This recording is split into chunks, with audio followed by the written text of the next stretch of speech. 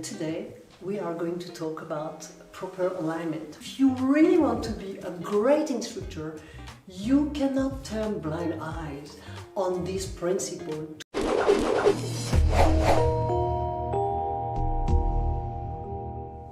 Hello everybody, bonjour, this is Patricia speaking. Today we are in my home studio in France, and today we are going to talk about proper alignment, which is crucial for effectiveness and safety in all Pilates exercises, but also to benefit from the Pilates method.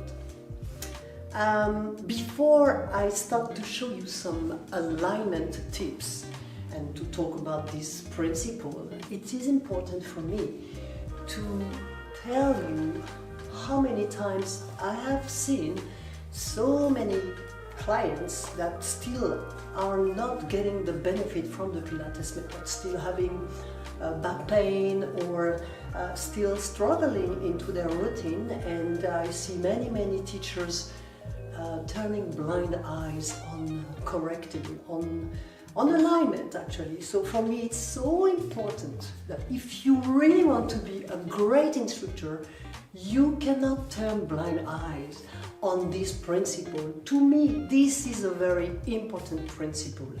So, and this is why it was very important for me to talk about this important principle, because of course this principle, this alignment principle, is intertwined with other Pilates principles such as control and precision. And of course mindfulness is crucial for maintaining proper alignment exercises, but we as a teacher need to really give the awareness to the client on how they should be aligned for doing all exercises. In every exercises there are tips about alignment. So let's start here with the first exercise, where we are going to, see a little bit what are the faulty and the good alignment. All right. Of course, I'm not going to show you a lot of exercises. This is not a Pilates teacher training course. Here it's just a video where I'm going to explain alignment and show some few tips on few exercises. So let's start first with shoulder bridge, which is a very popular Pilates mat work exercise. And in this exercise we want to apply this alignment of feet and hips width apart. And when I talk about feet and hips width apart, I really need to see the feet very parallel. So I don't want to see turn out, even slight turn out. I want to see perfect feet parallel. Why? Because we want to connect also the inner thigh, and we want also to target the pelvic floor. But if we are in a slight turn out, we are not going to target the inner thigh muscles. So it's very important to be very mindful and use and apply this alignment. So feet, hips, width apart. If you cannot, if you teach and you see your client not being able to apply this alignment, then you will place a block or a ball or something, a sponge between the knees. That will help your client, that will help you or your client to apply this alignment and to feel really the connection of, to provide actually adherence to the lower body. So I will show it without, because I know how to do and I can really apply this alignment of feet and hips width apart.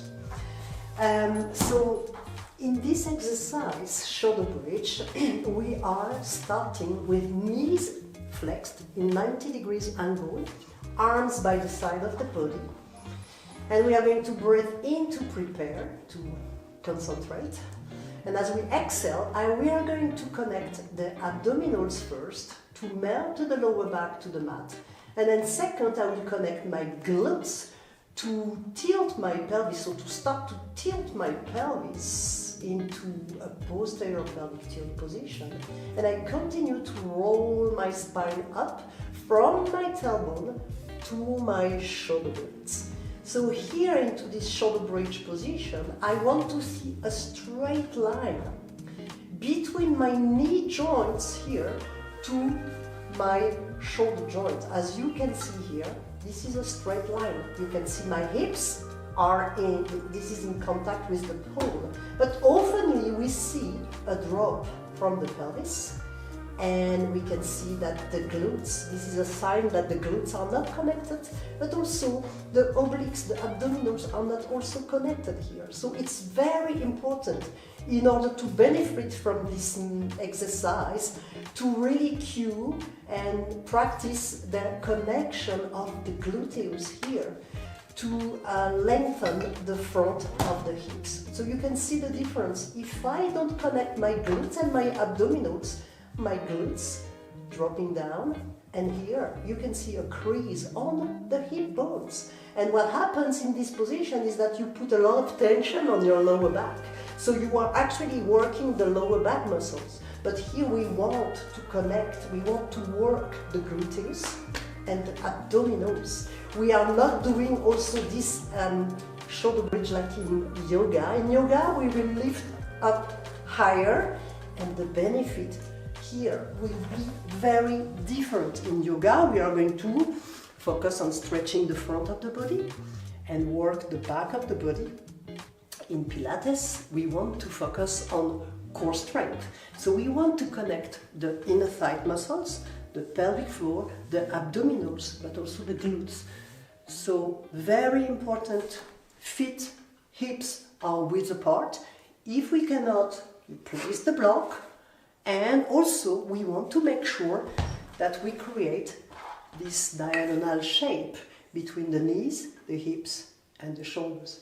So to show it again, here we are inhaling to prepare into this neutral alignment, and we exhale, connecting abdominals first, then gluteus, peeling up, keeping the connection of the abdominals and the gluteus, keeping this straight diagonal shape, keeping the pose.